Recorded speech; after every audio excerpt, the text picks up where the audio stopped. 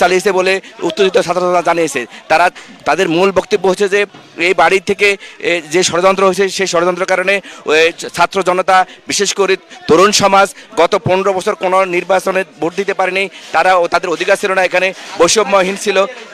তাদের বক্তব্য হলো যে যাতে করে এই শিক্ষা থেকে আগামীতে যারা রাষ্ট্র ক্ষমতা আসবে তারাও যাতে করে কোনো রকম অপকর্ম না করে, তারা যাতে লুটপাট না করে, তারা যাতে করে কোনো রকম ইয়ে না করে, সেই মেসেজ দেওয়ার জন্য তারা এখানে সকাল থেকে হাজার যে বুলডোজার কর্মসূচি, সেই বুলডোজার কর্মসূচির মধ্যে দিয়ে এই বাড়ি পুনরায় ভাঙচুর করা হচ্ছে এবং সেখানে অগ্নিসংযোগ করছে। ছাত্র জনতার মূল দাবি হলো এই বাড়ি থেকে যে ওবায়দুল কাদের এই বাড়ি তার জন্ম হয়েছে, তার কারণে এই সারা বাংলাদেশে নোয়াখালীর বদনাম হয়েছে।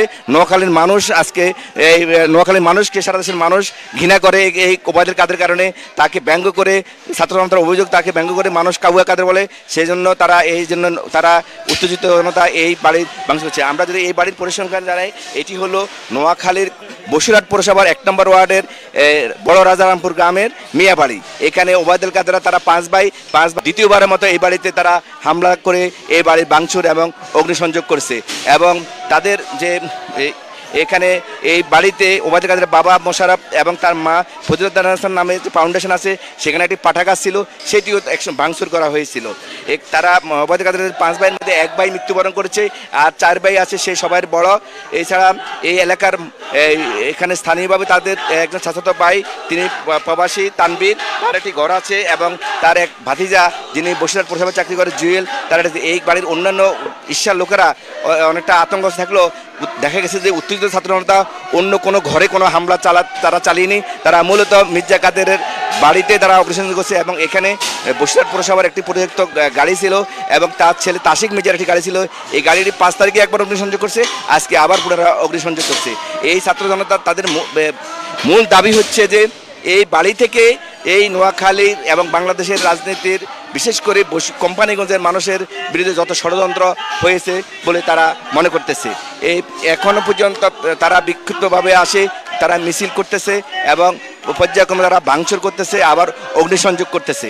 এখানকার অসংখ্য ছাত্রদেরকে আমরা দেখছি, বিশেষ এখানকার বৈষম্য বিরোধী ছাত্রদেরকে দেখা গেছে সকাল থেকে গতকালকে তারা যখন ফেসবুকে যে স্ট্যাটাস দিয়েছে যে তারা কাউয়া কাদের বাড়িতে বুলডোজার হামলা হবে, তার থেকে ভোর থেকে এখানে বেশ কিছু সংবাদকর্মী অপেক্ষা করতেছিল যে কখন এই হামলা হয়।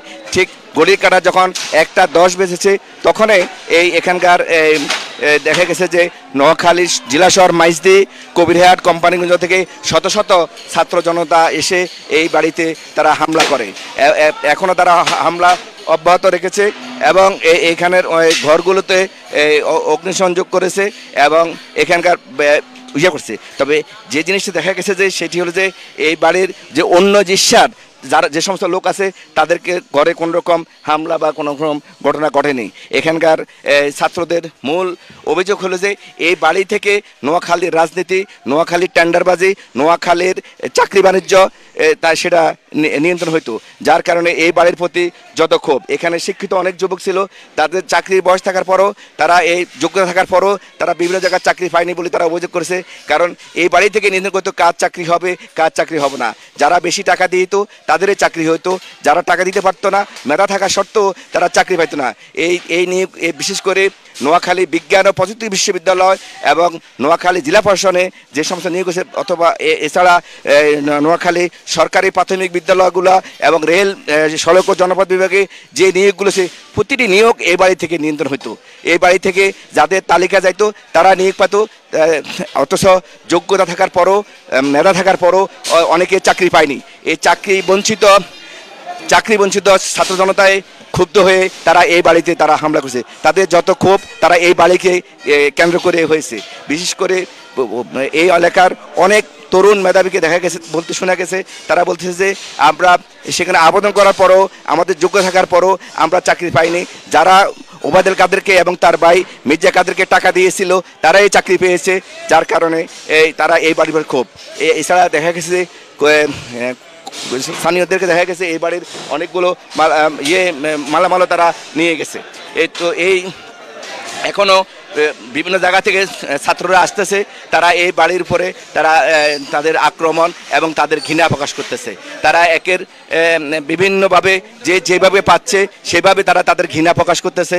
বিশেষ করে এই বাড়ির উপরে হামলা, তারপরে আমরা দেখেছি যে তারা যখন আসছে তারা এখানে বেশ কয়েকটি ককটেল বিস্ফোরণ হয়েছে, সেখানে হয়েছে। এখনও তাদের যে এই কর্মসূচি তারা এখন শেষ করে তাদের মধ্যে এই বাড়িটি তারা মাটির সাথে মিশিয়ে দেবে, মিশিয়ে দিয়ে তারা প্রমাণ করবে যাতে করে আগামীতে যারা আসবে এই দেশ শাসন, এই নোয়াখালী শাসন করতে, তারা যাতে করে বৈষম্যহীনভাবে থাকে, তারা যাতে করে এই সুশাসন চালু করে, না হলে তাদের প্রতিও তারা একই রকম প্রতিরোধ গড়ে তুলবে বলে তারা হুঁশিয়ারি উচ্চারণ করতেছে। এখানে বিভিন্নভাবে তারা আন্দোলন করতেছে। নোয়াখালীর বিভিন্ন অঞ্চল থেকে উৎসব ছাত্র জনতারা এই বাড়িতে এই হামলায় অংশগ্রহণ করে। বিশেষ করে তরুণদেরকে দেখা গেছে এই হামলাতে সবচেয়ে বেশি আগায় থাকতে। তরুণরা যেভাবে পারছে সেভাবে করে তারা তাদের ঘৃণা প্রকাশ করতেছে। এই সামনে যে একটা লাইব্রেরি দেখা গেছে, সেটিও এই লাইব্রেরিটা তারা ভাঙচুর করছে। এখনো বিভিন্ন জায়গা থেকে ছাত্ররা আসতেছে এবং তাদের ব্যবহৃত জিনিসপত্রের মধ্যে অগ্নিসংযোগ করা হয়েছে। তারপরে এই যে এখানে দেখা যাচ্ছে একটি ফ্রিজ, এই ফ্রিজটিতে অগ্নিসংযোগ করে দেওয়া হয়েছে। এখানে বিভিন্ন স্থান থেকে এখনও ছাত্র জনতা আসতেছে।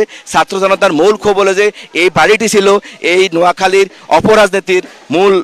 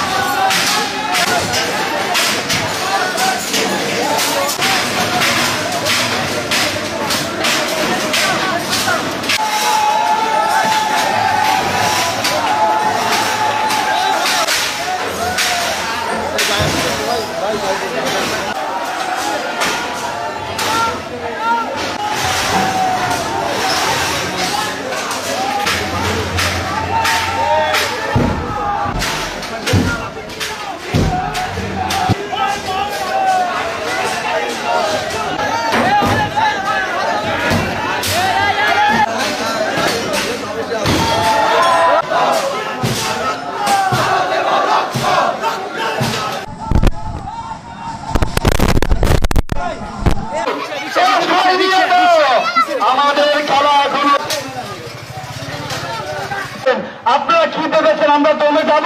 আমাদের রক্ত আরো সতেজ হয়েছে শুধুমাত্র অফিসের রক্ত খাওয়ার জন্য। আলোচনা করে যাবে ইনশাআল্লাহ ছাত্র জনতা।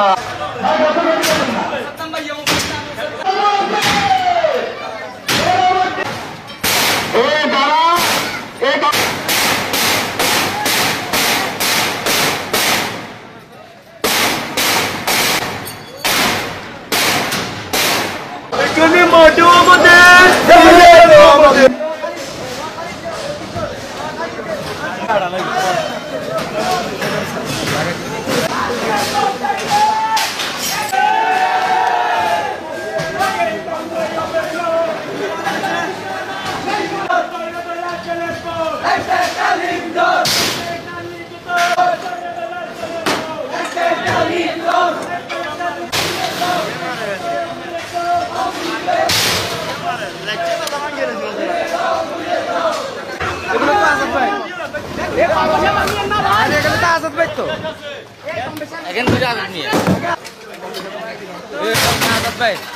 বলেন না।